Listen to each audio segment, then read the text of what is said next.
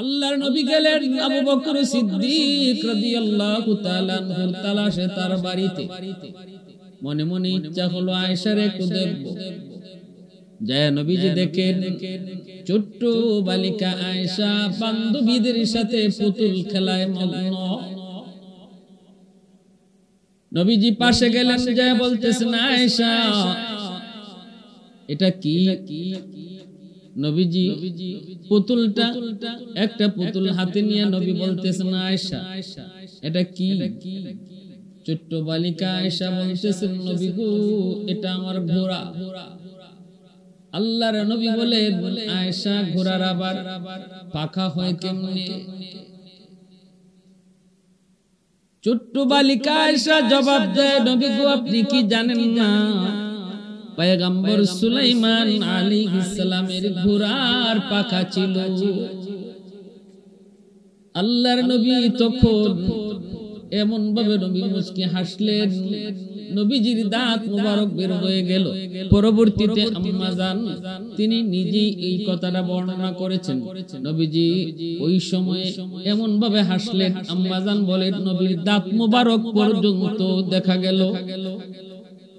এবং নবীজি বুঝে গেলেন এই ছোট্ট বালিকা আয়েশা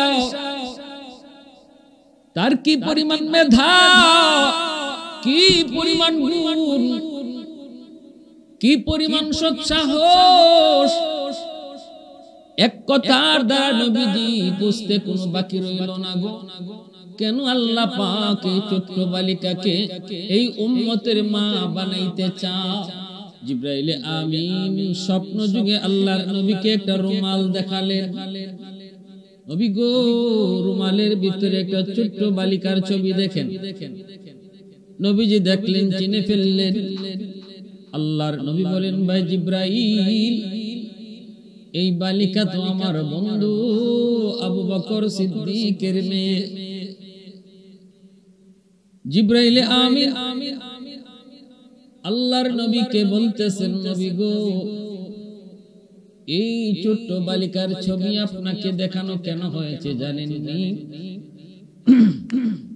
নবীজি বলেন ভাই জিবরাইল আমিও তো জানতে চাই আয়েশার ছবি আমাকে কেন দেখানো হয়।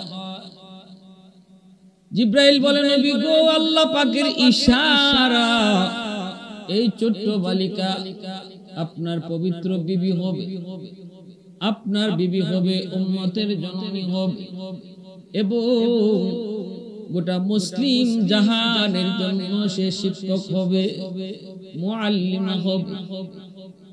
তার দ্বারা ইসলামের বহুত বড় খেদমত আল্লাহ পাক নিবেন। জিবরাইল আমিন ঘুম থেকে উঠে তিনি অবাক। আল্লাহর নবী স্বপ্ন যুগে দেখলেন, ঘুম ভাঙ্গার পর স্বপ্ন ভাঙ্গার পর নবী তো অবাক। নবীজি স্বপ্ন যুগে কি দেখলেন? ছোট্ট বালিকা আয়েশা। আল্লাহ পাকের নাকি ইশারা আয়েশার সঙ্গে নবীজির বিয়ে হবে, কিন্তু নবীজি এটা তো মানতেই পারতেছেন না। কোনোভাবেই নবীজি এটা ভেবে পান না কেমনে কি হবে। এই ছোট্ট বালিকা সে বিয়ের কি বুঝে, ভালোবাসার এবার সে কি বুঝবে? স্বামী স্ত্রী কারে কয় এটাও তো এখনো ঠিক মতো বুঝে না। পরের দিন নবীজি আবার ঘুমান, স্বপ্ন যুগে আবার জিবরাইল সেই রুমালে আয়েশার ছবি দেখা। আমরা যেহেতু আম্মাদান আয়েশা সিদ্দিকা রাদিয়াল্লাহু তাআলা আনহার বিয়ের ঘটনাটা এখন আপনাদেরকে শোনাবো, অতএব আমরা এখন ছোট্ট বালিকা শব্দটা ব্যবহার করব বুঝার স্বার্থে। আল্লাহর নবী দ্বিতীয় দিন আবার তিনি স্বপ্নে দেখলেন। দ্বিতীয় দিন নবী একই স্বপ্ন দেখলেন, জিবরাইল রুমাল নিয়ে হাজির। আল্লাহর পক্ষ থেকে তিনি রুমাল নিয়ে হাজির। সেই রুমালে আম্মাদান আয়েশা সিদ্দিকার ছবি, অর্থাৎ ছোট্ট বালিকা আয়েশার ছবি। নবীজি দ্বিতীয় দিন দেখলেন। তৃতীয় দিন নবী স্বপ্নে কি দেখলেন? আল্লাহর নবী এবার তিনি বুঝে গেলেন এটা আমার আল্লাহ পাকের ইশারা, আল্লাহ পাকের ফয়সালা, আল্লাহ পাকের সিদ্ধান্ত। নবীজি এবার চিন্তা করে কেমনে কি করবেন। নবীজি তিনি কৌতূহল বসে একটু বের হলেন, দেখে আয়েশা কি করে, আয়েশার কি হালত। কাউকে কিছুই নবী বলেন না, স্বপ্নের কথা নবী কাউকে জানান না। আল্লাহর নবী গেলেন আবু বকর সিদ্দিক রাদিয়াল্লাহু তাআলা আনহুর তালাশে তার বাড়িতে। মনে মনে ইচ্ছা হলো আয়েশার একটু দেখব। যায় নবীজি দেখেন ছোট্ট বালিকা আয়েশা বান্ধবীদের সাথে পুতুল খেলায় মগ্ন। নবীজি পাশে গেলেন, যায় বলতেছেন আয়েশা এটা কি? নবীজি পুতুলটা, একটা পুতুল হাতে নিয়ে নবী বলতেছেন আয়েশা এটা কি? ছোট্ট বালিকা আয়েশা বলতেছেন নবী গো এটা আমার ঘোড়া। আল্লাহর নবী বলেন আয়েশা ঘোড়ার আবার পাখা হয় কেমনে? ছোট্ট বালিকা আয়েশা জবাব দেয় নবী গো আপনি কি জানেন না পয়গম্বর সুলাইমান আলাইহিস সালামের ঘোড়ার পাখা ছিল। আল্লাহর নবী তখন এমন ভাবে নবী মুস্কি হাসলেন, নবীজির দাঁত মুবারক বের হয়ে গেল। পরবর্তীতে আম্মা জান তিনি নিজেই এই কথাটা বর্ণনা করেছেন। নবীজি ওই সময়ে এমন ভাবে হাসলেন, আম্মা জান বলেন নবীর দাঁত মুবারক পর্যন্ত দেখা গেল। এবং নবীজি বুঝে গেলেন এই ছোট্ট বালিকা আয়েশা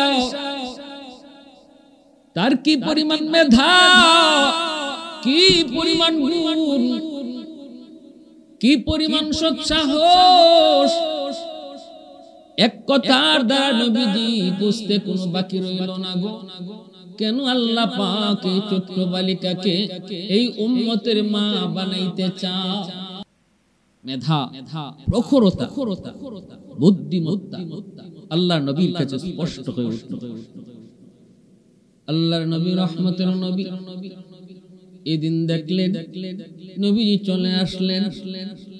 আল্লাহর নবী এবার ভাবতেছেন কেমন করে তিনি বিয়ের প্রস্তাব দিবেন, কার মাধ্যমে দিবেন। নবীজির মাথায় আসলো, আল্লাহর নবীর মাথায় আসলো আম্মা জান খাদিজাতুল কুবরা রাদিয়াল্লাহু তাআলা আনহা একজন বান্ধবী, নাম হলো খাওলা। হযরত খাওলা রাদিয়াল্লাহু তাআলা আনহা আম্মা জান খাদিজাতুল কুবরা রাদিয়াল্লাহু তাআলা আনহার বান্ধবী। আল্লাহর নবী খাওলাকে ডাকলেন, খাওলাকে ডেকে নবী স্বপ্নের কথা সব শোনাইলেন আর বললেন খাওলা আমি কেমন করে নিজে বিয়ের প্রস্তাব দেব, আর এটা কেমনে কি হবে। আয়েশা তো এখনো বিয়ের কিছুই বুঝে না, অথচ আমার আল্লাহ পাকের মানসা, আল্লাহ পাকের ইচ্ছা আয়েশার জন্য যেন আমি বিয়ের প্রস্তাব দেই। জিব্রাইল আমাকে পরপর 3 দিন রুমালের মধ্যে আয়েশার ছবি দেখাইছেন। ও খাওলা তুমি আমার পক্ষ থেকে আবু বকরের স্ত্রী আয়েশার মা উম্মে রুমানের কাছে যায় বিয়ের প্রস্তাবটা তুমি পাঠাও। আবু বকরের কাছেও আমার পক্ষ থেকে বিয়ের প্রস্তাব পাঠাও। খাওলা তিনি গেলেন সিদ্দিক আকবর রাদিয়াল্লাহু তাআলা আনহুর বাড়িতে। যায় তিনি সিদ্দিক আকবরকে পেলেন না, কিন্তু ওনার বিবি সাহেবকে তিনি বাড়িতে পাইলেন। সালাম দিয়া বসলেন, কথা বললেন। এরপরে তিনি বলতেছেন ও উম্মে রুমা আমি একটা প্রস্তাব নিয়ে এসেছি। কিসের প্রস্তাব? কই বিয়ের প্রস্তাব। কার জন্য? তো কই তোমার ছোট্ট মেয়ে আয়েশার জন্য। উম্মে রুমান কয় খাওলা কার পক্ষ থেকে বিয়ের প্রস্তাব গো? তখনই তিনি বলেন আল্লাহর নবী, দয়ার নবী, দু জাহানের বাদশা রাহমাতুল লিল আলামিনের পক্ষ থেকে। তবে শুনো শুনো রুমান, এই সিদ্ধান্তটা কিন্তু জমিনে নয়। আয়েশার সাথে নবীর বিয়ের সিদ্ধান্তটা হয়েছে আসমানে। একদিন নয়, পরপর 3 দিন আল্লাহ জিব্রাইলকে পাঠায়া আয়েশার ছবি রুমালের মাধ্যমে নবীকে দেখাইছে। এটা আল্লাহর সিদ্ধান্ত। এবার তুমি বলো,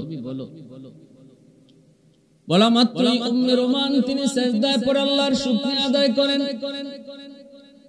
এ তো আমার জন্য খুশনসিব, আমার জন্য খুশনসিব। এখান থেকেই পরিষ্কার বুঝে আসে তৎকালীন সময়ে ছোট্ট মেয়েদের বিয়ে শাদী তাদের সামাজিক রসুমের রেওয়াজের মধ্যে স্বাভাবিক ঘটনা ছিল। আমাদের সমাজের মতো যদি হইতো তাহলে মার আসমান ভাঙ্গিয়া মাথা পড়তো, কইতো এটা কেমন কথা, আমার ছোট্ট মেয়ে এখনো তো বিয়ের কিছুই বোঝে না, কোন বিবেকে তুমি বিয়ের প্রস্তাব দিয়েছো।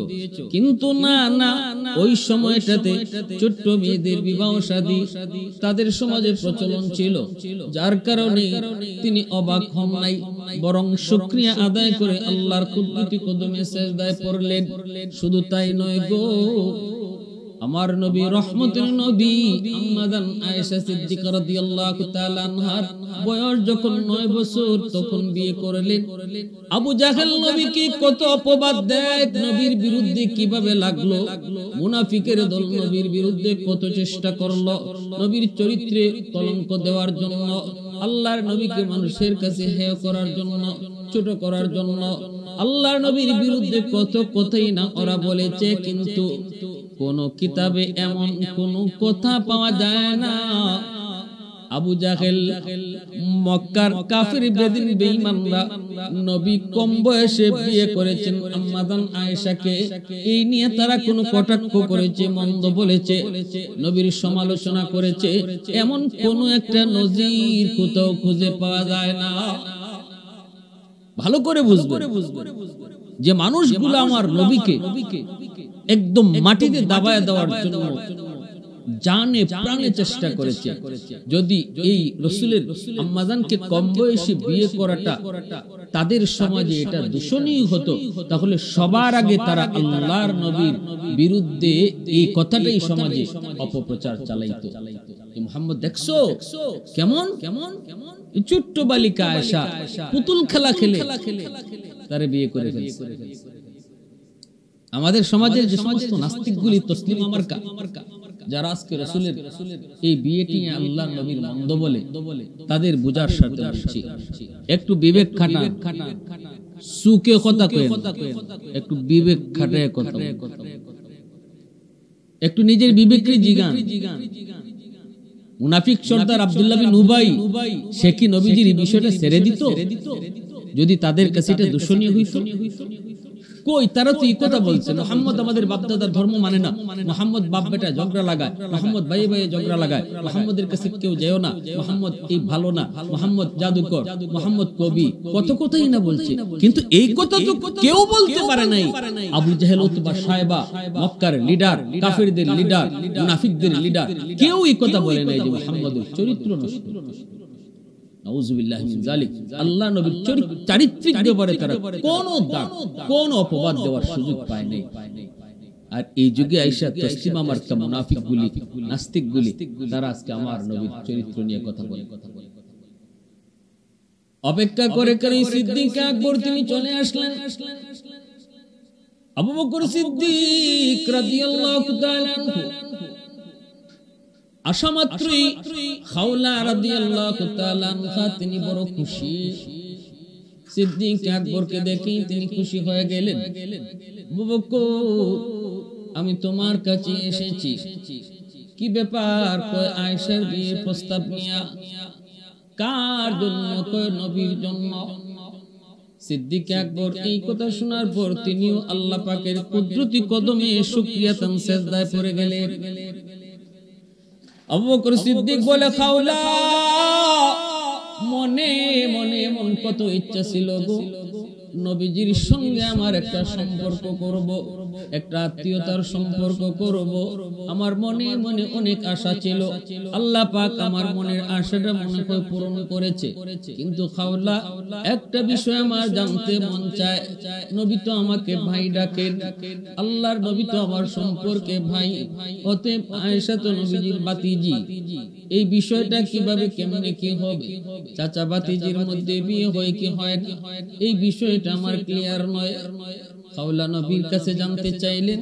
আল্লাহর নবী বলেন, খাওলা যায় বলো আয়েশা আমার আপন ভাতিজি নয়, আপন রক্তের ভাতিজি, চাচার সাথে বিয়ে বন্ধনে হারাম, কিন্তু আপন ছাড়া যদি হয় তাহলে এখানে বিবাহ হয়। এজন্য ভালো করে বুঝবেন শরীয়তের মাসালা। আমরা সামাজিক ভাবে চাচাতো সম্পর্কের যেই হবে তার সাথে পর্দা করা ফরজ। আমার শাস্তলি চাচা, আমার চাস্তলি মামা, চাচাতো দাদা, চাচাতো নানা, এগুলা শরীয়তে এলাও না, নট এলাও, এগুলো এলাও না। একমাত্র আপন ভাই সারা, কোন চাচাতো ভাই, মামাতো ভাই, খালাতো ভাই কেউ এলাও না। সবার সাথে বিবাহ বন্ধনে আবদ্ধ হওয়া হালাল, অতএব তার সাথে পর্দা করাও ফরজ। আল্লাহর নবী পরিষ্কার জানায় দিয়েছেন, আবু বকর আমার আপন ভাই না। আপন ভাই যদি হইতো তাহলে আয়েশা হতো আমার আপন ভাতিজি। যেহেতু আপন ভাই না, অতএব তার সাথে বিবাহ হালাল, বিবাহ বৈধ, বিবাহ জায়েজ। খাওলা রাদিয়াল্লাহু তাআলা আনহা এই কথাটা যখন আবু বকর সিদ্দিক রাদিয়াল্লাহু তাআলা আনহুকে জানালেন, উম্মে রোমানকে জানালেন, দুজন তারা শুকরিয়াতান আল্লাহর দরবারে সিজদায় পড়লেন, আবারও শুকরিয়াতান নামাজ পড়লেন। তারপরে জানায় দিলেন, যাও নবীকে যায় বলো আমরা খুশি মনে এই বিয়েতে রাজি। আল্লাহর নবীকে জানানো হয়, সাদা মাটা বিয়েটা হয়ে গেল। বিয়েটা হলো, খাওলা বের হয়েছে। আম্মাদান আয়েশা সিদ্দিকা রাদিয়াল্লাহু তাআলা ছোট্ট বালিকা ওনাকে খুঁজে আনার জন্য, বিয়ের অনুষ্ঠান হবে খোঁজার জন্য বের হয়েছেন। ছোট্ট বালিকা আয়েশা কোথায়? খাওলা খুঁজে খুঁজে যায় বের করলেন। ছোট্ট বালিকা আয়েশা তার বিয়ের দিন বান্ধবীদের সাথে পুতুল খেলায় মগ্ন। ওখান থেকে নিয়ে আসলেন আয়েশা অত্যন্ত অনাড়ম্বর সুন্দর একটা পরিবেশে অল্প কয়েকজন মানুষ নিয়ে বিয়ের আয়োজনটা হয়ে যায়, বিয়েটাও হয়ে যায়। আবু বকর সিদ্দিক রাদিয়াল্লাহু তাআলা আনহু নিজে বিয়ের খুতবা পড়েন, 500 দিরহাম মোহর ধার্য করে নবীজির সাথে বিয়ে হয়। আম্মাদান আয়েশা সিদ্দিকা রাদিয়াল্লাহু তাআলা আনহা। আল্লাহ রাসূল সাল্লাল্লাহু আলাইহি ওয়াসাল্লাম বিবাহের পর আম্মাদানকে উঠে নেন নাই, বাবার বাড়িতে রেখে দিয়েছেন। বিয়া কারে কয় আম্মাদান কিছুই বুঝলেন না। বিয়া হইছে এইদিকে আর উনিও ওইদিকে গিয়ে আবার পুতুল খেলায় মগ্ন হয়ে গেছেন, পুতুল খেলায় মগ্ন হয়ে গেছেন। তখন মা উম্মে রোমান উনি একটু চিল্লাচিল্লি করছে, মারে তুই তো এরকম এত খেলাধুলা করিস না। একদিন খেলাধুলা যাওয়ার জন্য তিনি আটকায় রাখছেন। আম্মাজান একটু বকাবকি শুনছেন মার কাছ থেকে। তো ছোট্ট বালিকা তো কিতাবের মধ্যে আসছে, আম্মাজান একটু চটপটে ছিলেন, একটু চঞ্চল ছিলেন। ছোটবেলা থেকে একটু চঞ্চল ছিলেন, খেলাধুলায় দৌড়াদৌড়িতে একটু কি ছিলেন। তো একটু মা বকাবকি করছেন, নবীজি আসছেন দেখার জন্য। দেখেন বালিকা আয়েশা তিনি দরজার পাশে দাঁড়ায় কাঁদতেছেন। আল্লাহ রাসূল সাল্লাল্লাহু আলাইহি ওয়াসাল্লাম এসে বলতেছেন, মা আমি না আপনাকে বলেছি আয়েশাকে কিছু বলবেন না, আপনি আয়েশারে ধমক দিলেন কেন? আয়েশা কেন কাঁদে? উম্মে রোমান বলেন, নবী গো আমি তো কোনো ভাবেই তারে করে রাখতে পারি না, খালি খেলার খেলা, পুতুল খেলায় বড় পাগল। আমি কিছু বললেই বাবার কাছে আমার বিরুদ্ধে নালিশ দেয়া দেয়। কিছু বলি নাই গো নবী, কয়েকটা কথা কইছি, খালি যেও না। এমনি অভিমান করে কান্না শুরু করেছে। আল্লাহর নবী মুচকি হেসে বলেন, অনুরোধ করে গেলাম আপনাকে অন্তত আমার খাতিরে আয়েশারে কিছু বলবেন না। খেলতে মন চায়, খেলার সুযোগ দিবেন। এভাবেই আল্লাহ রাসূল সাল্লাল্লাহু আলাইহি ওয়াসাল্লাম একসময় হিজরতের আদেশ পেয়ে গেলেন। রাসূল করিম সাল্লাল্লাহু আলাইহি ওয়াসাল্লাম মক্কা থেকে মদিনায় হিজরত করবেন। আবু বকর সিদ্দিক রাদিয়াল্লাহু তাআলা আনহুকে নিয়ে আল্লাহর রাসূল প্রস্তুত হলেন। রাসূল রেডি হয়ে গেলেন, গারে সুর অবস্থান করলেন 3 দিন 3 রাত। আল্লাহ রাসূল সেখান থেকে মদিনায় রওনা দিলেন। নবীজি মদিনায় চলে আসছেন। আল্লাহ নবী মদিনায় আসার পর আবু বকর সিদ্দিক রাদিয়াল্লাহু তাআলা আনহু সহ তার পরিবার সবাইকে আবার মদিনায় নিয়ে আসছেন। হযরত জিবরাইল আমিন আল্লাহর নবীর কাছে মদিনায় এসে হাজির হয়ে বলেন, নবী গো আপনি আপনার বিবি আয়েশাকে ঘরে তুলেন। আল্লাহর নবী তিনিও মনে মনে ভাবতেছেন আম্মা জানকে ঘরে উঠাইবেন, নিজের ঘরে তুলবেন। আবু বকর সিদ্দিক রাদিয়াল্লাহু তাআলা আনহুর সাথে পরামর্শ করেন। সিদ্দিক বলেন, নবী গো, আমিও তো চাই আয়েশা আপনার ঘরে যাক। নবী বলে, সিদ্দিক আমি তো চাই কিন্তু আমি মোহর দিব কেমন করে গো? 500 দিরহাম মোহর দিব কোত্থেকে? সিদ্দিক আকবর রাদিয়াল্লাহু তাআলা আনহু সাথে সাথে তিনি ঘরে চলে গেলেন। 500 দিরহাম নবীকে হাদিয়া দিলেন। আল্লাহর নবী এই হাদিয়াটাই আম্মা জানের মোহর হিসাবে আবার দিয়ে দিলেন। এরপরে নবীজি আম্মা জানকে নিজের ঘরে উঠাইলেন। এবার আম্মা জানের পক্ষ থেকে অনেকগুলি রওয়ায়াত বর্ণিত হয়েছে, অনেকগুলি বর্ণনা নবীজির সাথে তার ঘর সংসার কেমন ছিল, মহব্বত কেমন ছিল। তিনি বলেন, ছোট্ট একটি ঘর, মাথার উপরে খেজুর পাতার ছাউনি, এই ছাউনির উপরে যেন বৃষ্টির পানি ভিতরে না পড়তে পারে, ছোট্ট একটা কাপড় চাদর সেই ছাউনির উপরে দেওয়া হয়েছিল। এই ছোট্ট ঘর, পুরে ঘর, মাটির ঘর। এই মাটির ঘরটাতে ছিল না কিছুই, কিন্তু ঘর ভরা একটা জিনিস ছিল গো। সেই জিনিসটার নাম হলো ভালোবাসা। আমি আল্লাহর নবীর কাছ থেকে বুক ভরা ভালোবাসা পেয়েছি।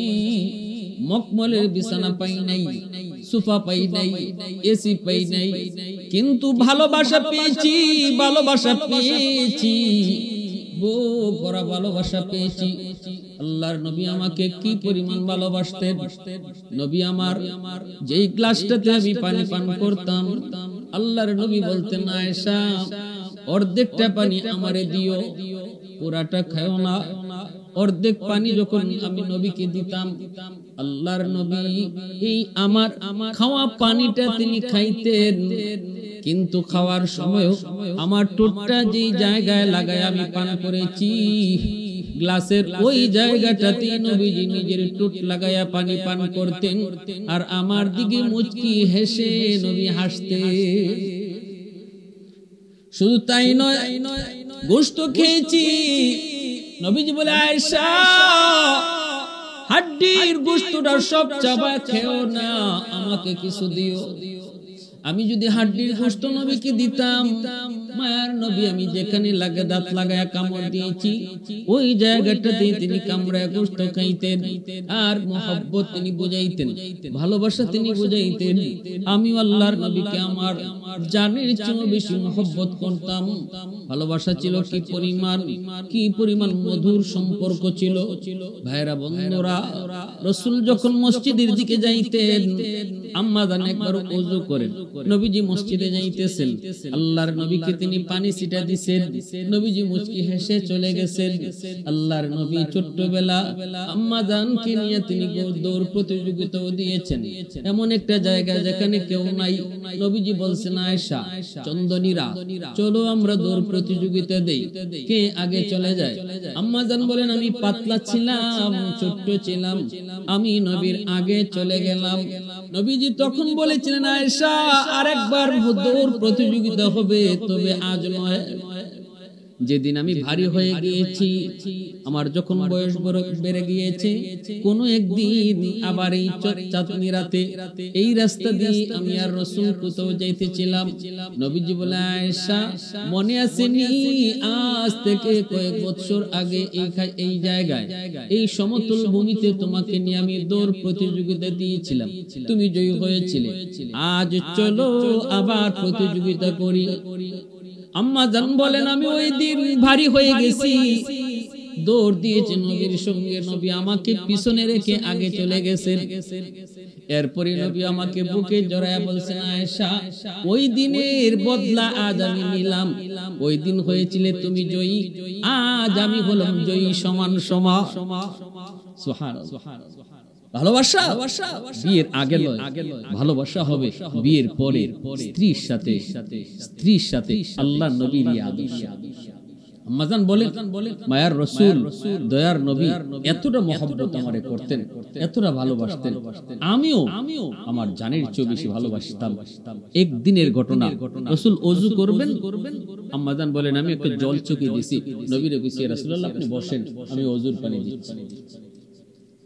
ওই জল চকিটা নবীজি যখন বসাইবেন, বসানোর সময় জল চকি আম্মাজান আয়েশা সিদ্দিকা রাদিয়াল্লাহু তাআলা আনহার একটা আঙ্গুলের উপর পড়ে গেল, আঙ্গুলের উপর পড়ে গেল।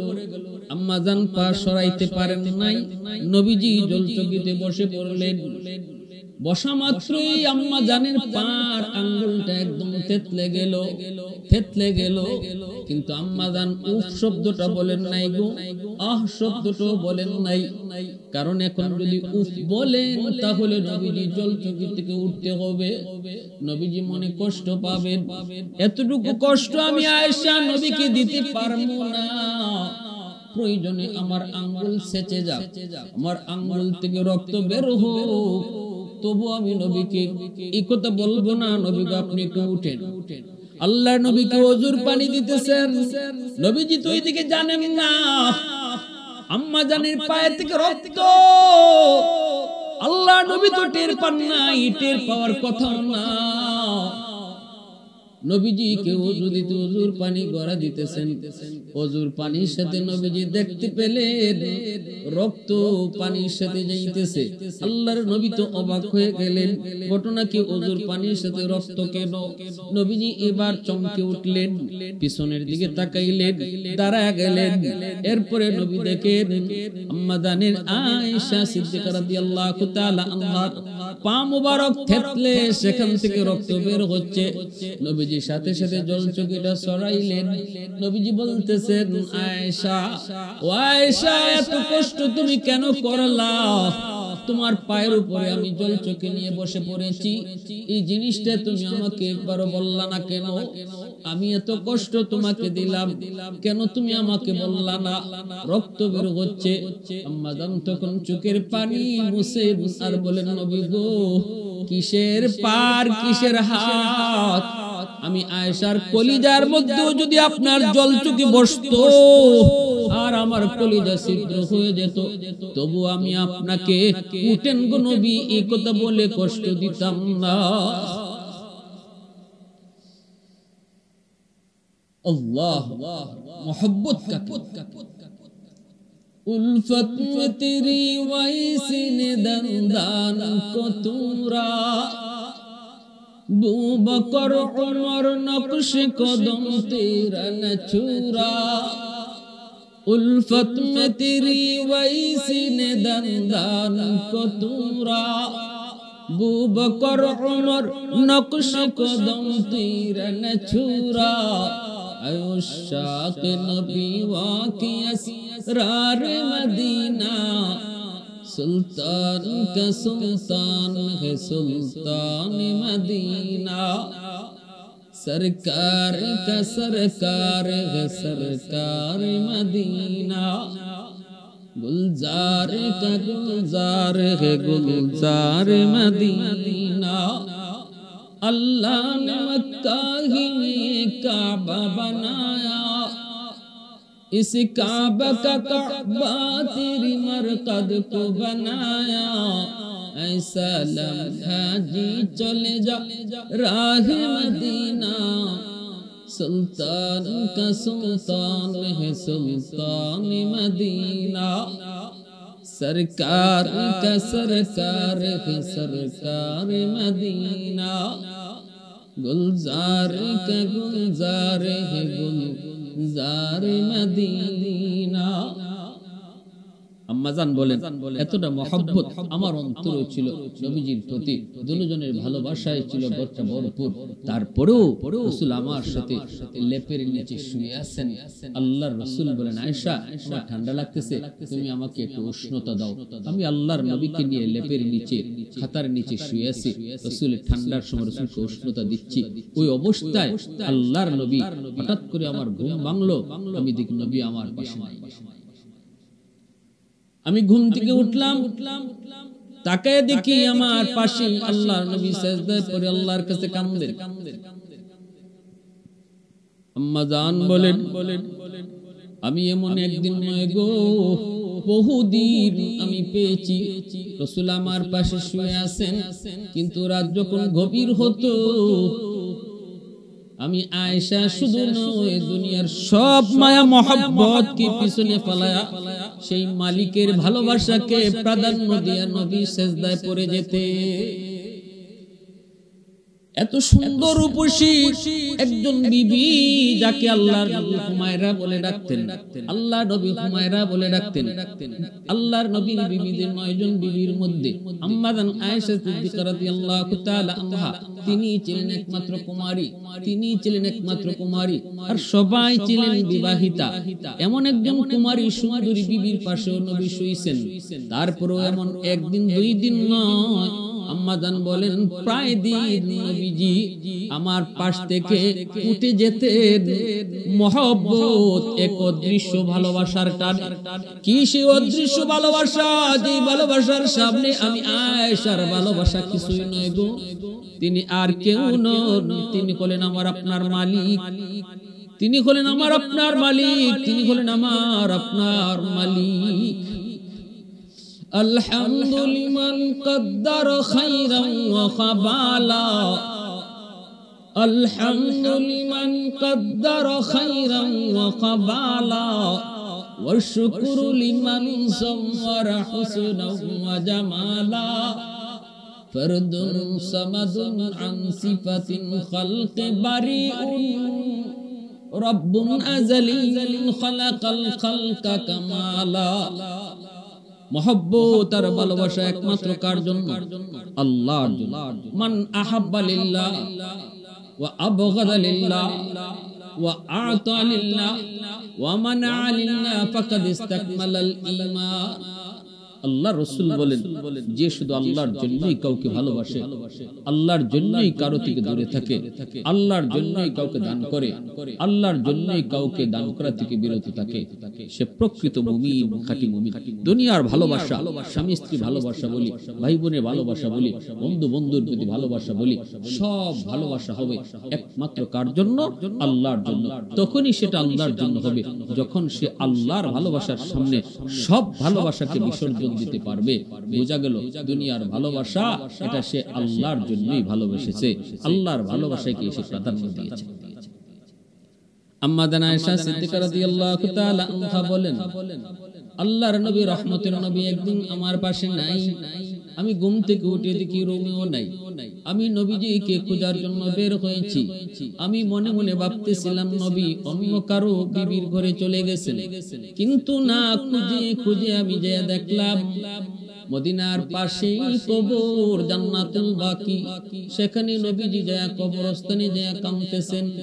আল্লাহর নবীর পিছনে দাঁড়ায়া এই দৃশ্যটা দেখে আমি চুপি চুপি আবার চলে এসেছি। মনের ভিতরে আমার সন্দেহ ছিল নবীজি মনে হয় অন্য কোন বিবির ঘরে চলে গেছেন। আল্লাহর নবী ঘরের ভিতরে ঢোকার আগে আগে আমি আবার বিছানায় শুয়ে পড়ছি, যেন নবী টের না পান আমি যে নবীকে ফলো করেছি, সন্দেহ করেছি, এটা যেন আল্লাহর নবী বুঝতে না পারেন। আমি বিছানায় শুয়ে পড়েছি, ঘুমের বান করেছি, কিন্তু নবীজি ঘরের ভিতরে ঢুইকা তিনি আমার ঘন ঘন শ্বাস এটা বুঝেই নবী টের পেয়ে গেছেন। নবী বলতেছেন আয়েশা ঘটনা কি একটু কও। আয়েশা বলো কি ব্যাপার। তখন আমি ঘুম থেকে উঠছি, আল্লাহ রাসূলকে বলি ইয়া রাসূলুল্লাহ কি হইছে? রাসূল বলে মুস্কি আয়েশা বলে আয়েশা কি হইছে তোমার, কও তো, তুমি কইবা নাকি আমি আল্লাহরে কোন জিবরাইল পাঠাইতে? তখন আম্মা জান ভয় পেয়ে গেছে, ইয়া রাসূলুল্লাহ জিবরাইল আসতে হবে না, নবী আমি আপনারে ফলো করছি, আমি মনে করছিলাম আপনি অন্য কোন বিবির ঘরে গেছেন গা, এই জন্য আমি আপনারে ফলো করছি। জান্নাতুল বাকিতে দেখা আমি আবার পিছনে পিছনে তাড়াতাড়ি চলে আসছি, শরম পাইয়া যে হায় আমি ভাবছি কি আর রাসূল করছেন কি। আল্লাহ রাসূল বলে আয়েশা আমি আল্লাহর রাসূল, আমি আল্লাহর পয়গম্বর, কোন নবী বা রাসূল কখনো খেয়ানত করতে পারে না। এলেম ওয়ালা নবীর ওয়ারিস তারাও কখনো খেয়ানত করতে পারে না, নবীর ওয়ারিস খেয়ানত করতে পারে না, উলামায়ে কেরাম খেয়ানত করতে পারে না। এটা রাসূলের গুণ, রাসূলের আদর্শ। রাসূল বলে আয়েশা আমি নবীর আল্লাহর পয়গম্বর, আমি নবী, আমি রাসূল, খেয়ানত করতে পারি না। এই চিন্তা এই ধারণা কখনো অন্তরে না। তাহলে আল্লাহ রাসূল সাল্লাল্লাহু আলাইহি ওয়াসাল্লামের সাথে আম্মা জানের ভালোবাসা ছিল, কিন্তু সব ভালোবাসার উপরে সবচেয়ে বড় ভালোবাসা, সবচেয়ে বেশি ভালোবাসা ছিল রাসূলের আল্লাহর সাথে, মালিকের সাথে, মাবুদের সাথে। এই অবস্থায় সংসার কেটেছে আল্লাহর নবীর সাথে আম্মা জান আয়েশা সিদ্দিকা রাদিয়াল্লাহু তাআলা আনহা।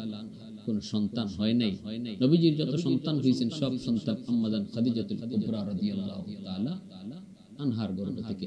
আল্লাহ রাসূলের ইন্তেকাল হয়েছে আম্মা জানের কুলে, আম্মা জান আয়েশা সিদ্দিকা রাদিয়াল্লাহু তাআলা আনহার কুলে নবীজির ইন্তেকাল হয়েছে। নবীজি মরজে মউত, আম্মা জান আয়েশা সিদ্দিকা কুলে বসা, কুলে শুয়ে আছে। ওই অবস্থায় নামাজ শুরু হয়ে যাবে। রাসূল মদিনা মসজিদে যেতে পারেন না, আল্লাহ রাসূল উঠতে পারেন না, এত অসুস্থ। রাসূল বলেন আমার অনুপস্থিতিতে আমার আবু বকরকে নামাজ পড়তে বলো, আমার আবু বকরকে নামাজ পড়াইতে বলো। আম্মা জান বলতেছিলেন রাসূলুল্লাহ আপনার জায়গায় আমার আব্বা পারবেন না, আব্বার দিল নরম। রাসূল বলে আয়েশা আমি যা বলেছি এটাই সিদ্ধান্ত, আমার আবু বকর নামাজ পড়াও। সিদ্দিক আকবর নামাজ পড়াইছেন। আল্লাহ রাসূল জানালা দিয়ে তাকায় তাকায় দেখছেন আর আল্লাহ শুকরিয়া আদায় করেছেন, মালিক আমি দুনিয়া থেকে বিদায়ের পর আমার উম্মত কিভাবে নামাজ পড়বে, কিভাবে চলবে, এটা তুমি আমার নিজের চোখে দেখাইছো। শুকরিয়া আল্লাহর দরবারে। রাসূল আম্মা জানের ঘরে ইন্তেকাল করেছেন। আল্লাহ রাসূল সাল্লাল্লাহু আলাইহি ওয়াসাল্লাম আম্মা জানের কোলে তিনি ইন্তেকাল করেছেন।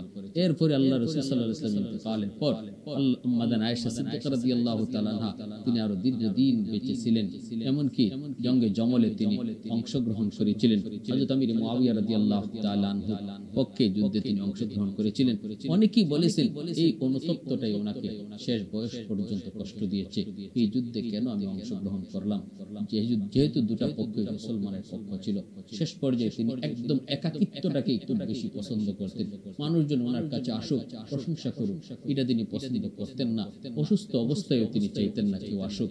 তিনি এই অবস্থায় আর বলতেন শুধু আমাকে রাতের অন্ধকারে তোমরা দাফন করো, আমার ইন্তেকালের খবর তোমরা মানুষকে জানাও না, আমাকে চুপি চুপি তোমরা কবরস্থ করে দিও, আর আমাকে জান্নাতুল বাকিতে রাখবা, যেখানে রাসূলের অন্যান্য বিবিরা শুয়ে আছেন সেখানে আমারে রাখবা, আমার ওখানে শোয়াইবা। ওই জায়গাতেই আম্মা জানকে শোয়ানো হলো।